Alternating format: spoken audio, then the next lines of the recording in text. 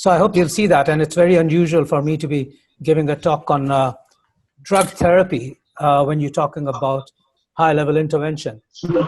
But then I think this is a very integral part of interventions, choosing the right antiplatelet regimen. And I think everybody needs to be aware, understand, and develop this thought processes as we go along, because this relates to the safety of our patients and outcome of our patients. So with that, let's talk about ticagrelor and where we stand with ticagrelor at the moment. And I'm actually saying this with science rather than anything else, because I use a lot of ticagrelor, and it's the as far as the new antiplatelet agents concerned, I would believe that it's one of the biggest advancements in medical science for antiplatelet therapy in complex interventions. So this all started from Plato, as you know, which was a double-blind, placebo-controlled randomized studies of close to 19,000 patients between 2006 and 2008.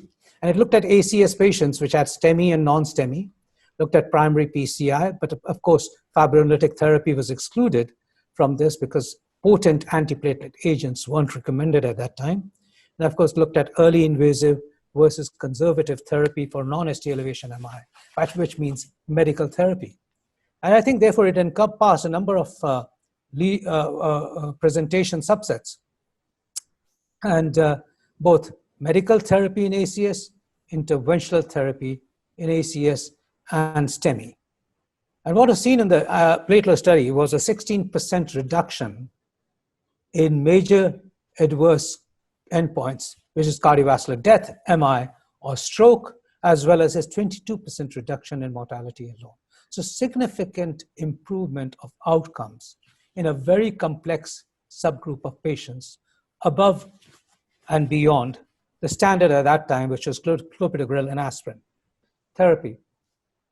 And I think that led to the establishing of this drug for the treatment of ACS. But I think one step forwards is to understand that the next study was Pegasus. And Pegasus was in 2017. What that showed as a presentation 2015, that was this publication. And this was for prevention of cardiovascular events in patients with prior MI. And it was a randomized placebo-controlled trial. So still looking at high-risk patient subsets, patients above the age of 50 who had previous MIs 1 to 3 years earlier, approximately 65% of these patients. And what was important in this study was that this was randomization of close to 22,000 patients into ticagrelor 90 milligram twice a day with aspirin, ticagrelor 60 milligram twice a day with aspirin, and placebo aspirin alone. And this was really looking at prevention of events in patients who would manifest coronary artery disease and at high risk, looking at a 12-month follow-up. Now, this is interesting because what the data showed was that ticagrelor dose of 60 milligram twice a day was as good as 90 milligrams twice a day. But clearly, with ticagrelor, there was a decrease in cardiac event rate of composite endpoint of cardiovascular death, MI, and stroke by close to, in absolute terms, 1.4%, which was clearly a 15% reduction. And this is over and up beyond the standard therapy, which is aspirin alone. Now, the ticagrelor 60 milligram dose was as good as 90 milligrams. And I think it's very important to understand that that led to establishment of the 60 milligram twice a day dose. And I'll come to this. So if you look at the ESC guidelines, which came out in 2017 on DAPT, we have to understand that DAPT is recommended for a period of 12 months. When you look at ACS, and now let's discuss AC alone, both for ACS undergoing PCI or ACS undergoing medical therapy, the level of indication is DAPT for 12 months. And if there's high bleeding risk, we can decrease it to 6 months.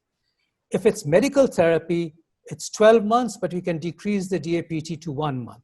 But what's more important to understand is that ticagrelor 90 milligram twice a day is preferred over clopidogrel, even whether we take PCI following ACS, ACS for ACS who undergo PCI, or ACS who undergo medical therapy. And that's important to understand that this is ticagrelor 90 milligram BD is preferred. And you take one step forwards and you start saying, what do we do beyond 12 months in patients who got increased ischemic risk? Then aspirin plus ticagrelor 60 milligram BD is preferred over clopidogrel and prasugrel in patients who are at high ischemic risk beyond 12 months. Now that's a huge step forward if you start understanding that here's a drug which treats you initially during ACS and PCI as well as ACS medical therapy. You can actually take it at 90 milligram twice a day for 12 months, and then you can decrease it to 60 milligram twice a day for increased ischemic risk patients to prevent further ischemic. And that's a class 2B indication. So now we go to the rationale of monotherapy. One step forward from 2017, where does ticagrelor take us? Well, aspirin's been a cornerstone of dual antiplatelet therapy for a long time. So CURE and DAPT trials, always including aspirin, showed the superiority of dual antiplatelet therapy of aspirin plus clopidogrel above the aspirin monotherapy. Now, really, if the ischemic benefits was observed, but then there's also the bleeding risk with dual antiplatelet therapy, which we all know. So could we actually take away aspirin and still have the benefits of ischemic risk without compromising and yet have an improvement on the bleeding risk? And that's really what the thought process is all about, of proceeding to a single antiplatelet therapy. So Plato, of course, was done, showed the benefit of ticagrelor, but with a reduced dose of aspirin of 75 milligrams a day. And therefore, subsequent trials started omitting aspirin, and this is what we need to proceed to. And of course, earlier this year, at the American College of Cardiology meeting in May, was the presentation, in March, was the presentation as well as the simultaneous publication of the Twilight study, which had been going on for a few years. The Twilight is a very interesting data, and I would just want you to understand this. So we have two arms. This is high-risk patients, aged 18 years and above, and high risk is clearly defined as above 65. 65% of these patients had troponin-positive ACS, established vascular disease, previous MI, peripheral vascular disease, previous revascularization, diabetes, CKD. And in this, close to in a close to 7,000 patient study, so 3,500 in each arm, all patients had ticagrelor plus aspirin for a period of 3 months. After that, and these patients had a PCI with one DS placement or more DS placement, multiple DS placement, because they were high ischemic risk. And they were then randomized after 3 months to ticagrelor 90 milligram alone as a monotherapy, or ticagrelor 90 milligram twice a day with aspirin. So it was ticagrelor monotherapy with 90 BD, or ticagrelor DAPT with 90 BD plus aspirin for the remaining 12 months. And of course, then it was shifted to standard of care. And this is what was seen, that you actually decreased BARC 2, 3, and 5 bleeding by ticagrelor monotherapy to by nearly 40% when compared to ticagrelor dual antiplatelet therapy. And one could therefore decrease the complication rates, but this was not at the expense of ischemic risk. The composite endpoints of all-cause death, MI, stroke, and stent thrombosis, by the way, which is not mentioned here, remain the same with ticagrelor monotherapy versus ticagrelor dual antiplatelet therapy. Thereby saying that even in patients with high ischemic risk, when you subject them to PCI, and these are patients who've had previous strokes, who have had previous MIs, who've got multiple stent implantations, who had ACS, you can actually stop dual antiplatelet therapy, remove aspirin after 3 months, just continue monotherapy from there on. And you then have lesser bleeding risk by nearly 44% decrease, and yet you don't have any increase in stent thrombosis or any ischemic risk compared to the DAPT with ticagrelor. Huge step forward, which changes our practice, and clearly certainly has changed my practice in multiple ways, where I reconsider DAPT with ticagrelor to monotherapy with ticagrelor at 3 months' time in many of my patients, even with those who have high ischemic risk. Now, this is very interesting, that at the same ACC in March this year, 2020, was this TICO study, which was from Korea. Similar study. This looked at close to 3,000 patients, 1,500 in each arm. Again, double-blind, placebo-controlled. All ACS patients, 29% unstable angina, 35% non-ST elevation, myocardial infarction, 36% STEMI. And 1-to-1 randomization using a thin strut or zero stent. Again, same protocol. 3 months of DAPT with aspirin plus ticagrelor, followed by discontinuation of aspirin in the arm of ticagrelor monotherapy with 90 BD continuing for 12 months. And the second arm had dual antiplatelet therapy with aspirin and ticagrelor continued for 12 months. And again, the primary endpoints in this case were the net adverse cardiac events, which actually means that TIMI major bleeding plus major adverse cardiac and cerebrovascular events were all included to understand net adverse clinical events. So TIMI major bleeding was also a clinical event. And if you had all-cause death, MI, stent thrombosis, stroke, it was a clinical event. Slightly different way of looking at the same objective. What was clearly seen was an 834% reduction in NACE with ticagrelor monotherapy.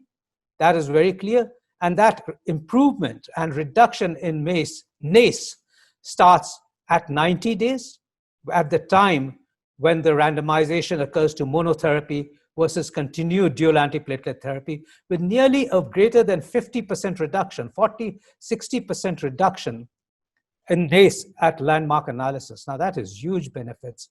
And the benefits are clearly related to the incidence of major bleeds, significant major bleeds. There was a 44% reduction at the end of 12 months in the monotherapy arm compared to the dual antiplatelet therapy with ticagrelor arm. And that was not, by the way, there was no difference in stent thrombosis, which stayed at 0.4 versus 0.3% in the two groups. So again, emphasizing the single fact. You take away aspirin from ticagrelor at 3 months following a high-risk PCI, and you actually still maintain your safety, and you actually maintain the benefits. You decrease the bleeding risks. This is interesting because I think we need to move away and start understanding ticagrelor a bit further. As you all understand, that new P2Y12 inhibitors are not approved, or at least not recommended, for giving early on after thrombolytic therapy, and a time period of 48 hours has been recommended, after which new P2Y12 inhibitors can actually be loaded, though clopidogrel can be loaded even within the first 12 hours or the first 24 hours. Well, this is interesting data of TREAT study, published in 2019 and also presented at the ACC in 2019, which looked at ticagrelor versus clopidogrel given soon after fibrolytic therapy in patients with ST elevation myocardial infarction, given within the first 24 hours. So in this, nearly 1,900 patients in each arm, the median time of giving ticagrelor or clopidogrel was 11 hours, as you can see. And this was after thrombolytic therapy with a variety of agents, right from streptokinase to tenecteplase, as can be seen here. And what was interestingly seen, that what you really worry about, the bleeding risk, was actually in favor of ticagrelor rather than clopidogrel. So Plato major bleedings, everything was actually, there was no significant difference. In fact, if anything, it was in favor of ticagrelor. Now we must understand that ticagrelor has other advantages. We also know that, by the way, the data on the elderly and the data on the elderly subgroup again shows no excessive bleeding risk with ticagrelor, as has been a concern. So we know that it's rapidly reversible. It's got a rapid onset of action. It inhibits platelet aggregation by greater than 80%. It's got a fast offset, which can be an advantage in many instances, though can be a disadvantage. It does not have any non-responders, but 3 or more other important critical factors. It can be given, and it's not a contraindication to previous stroke patients, as is prasugrel. Age is limit upper age limit has not been put down, as has been put down, as you know, as 75 milligrams with prasugrel. And also there is no weight limit, as has been put down for prasugrel less than 60. So I think we have a large spectrum of patients with no major exclusions in which ticagrelor can actually be used. So I think one has to understand, based on the EC guidelines, these switchovers, both in early phases, and I won't go over this in the interest of time, but we have to understand these switchovers in the acute setting, because in the acute setting, we would say always reload, and one has to look at when to reload and when to switch patients. And I would like you to keep this with you in your phone so that you can consider it. And again, while we say that, there is the switchovers for the chronic cases, when you want to switch them over from these drugs, from clopidogrel to ticagrelor, or from ticagrelor to clopidogrel. But obviously, one wants to avoid switching if possible, and one wants to progress unless there are contraindications to ticagrelor, because one has the advantages of using ticagrelor alone and then getting down to ticagrelor 60 milligram BD dose as well in the long term. So keep these algorithms in mind. So switching from, in fact, in patients with ACS who were previously exposed to clopidogrel, in fact, you have switching from clopidogrel to ticagrelor is recommended early after hospital admission at a loading dose of 180 milligrams, irrespective of timing, and loading dose of clopidogrel because it's safe. Just a couple of slides regarding the next phase, the next obvious steps. What about stable coronary artery disease? Ticagrelor has been a drug par excellence for ACS. What about stable coronary artery disease? And Themis study was meant for that. This looked at diabetic patients, type 2 diabetes, and close to 19,000 patients were randomized into either ticagrelor 60 milligram twice a day. It started off with 60 milligram, 90 milligram twice a day, the study, but soon after Pegasus 54, the dose was decreased to 60 milligram twice a day along with aspirin versus placebo, aspirin plus placebo. Looking at prevention of cardiovascular events in type 2 diabetes with high risk factors, those who had had previous PCI, those who had PCI, those who had previous MIs, those who had peripheral vascular disease, who had carotid disease. So all these patients, and what was seen was that there was clearly a decrease in 15% decrease in major adverse cardiac events of death, MI, and stroke at the end of 54 months. So this is very important to understand that, but it was at an expense of an increased incidence of bleeding. But when you actually took fatal bleeding, of course, it was same, but if you take the net adverse cardiac events, they were equal. Thereby meaning that perhaps aspirin needs to be out. If in this study, had aspirin been out and ticagrelor used alone, and that's the next phase of investigations, then maybe this bleeding would not have been so much. And of course, the ischemic benefits would have been profound. So more and more, one's looking at aspirin being out if ticagrelor is being used, especially when we talk about stable coronary artery disease, who've got high risk of having ischemic events at follow-up, and perhaps monotherapy with ticagrelor is the one to be investigated even in stable coronary artery disease. Just a word about understanding that pharmaceutical equivalence is not the same as bioequivalence or therapeutic equivalence. We understand that there are too many biosimilars coming out. We need to do the right thing for our patients. I do remember the fact that when clopidogrel went out of patent and a number of biosimilars came out, we did have increased thrombosis when we compared it to the original molecule, patented molecule. And it took us nearly a couple of years to accept the new biosimilars to the earlier, and that's, I knew happened for epciximab as well. So I'm very particular about this for the moment, that even a 20 to 25% variation of bioequivalence on a plus or a minus scale can either actually increase the risk of ischemic events in our patient, especially complex coronary artery disease, or can increase the risk of bleeding, especially in the elderly. So I'd rather at the moment stick to it. So in my last slide, I would just say that I think ticagrelor has moved a way ahead forwards, both You just saw some of the data from stable coronary artery disease, but clearly for ACS, we're talking about medical therapy. It's an integral part of medical therapy. It's an integral part of post-fibrinolysis, an integral part of PCI after ACS. And that was, by the way, in THEMIS study as well. Actually, the ones who had PCI did the best. And at 3 months, you have ticagrelor monotherapy now moving ahead rapidly. And beyond 12 months, you have the 60 milligram twice a day dosage for prevention of ischemic events in those with higher risk of events in the subsequent times. I think with these, I'm going to stop here. Thank you very much.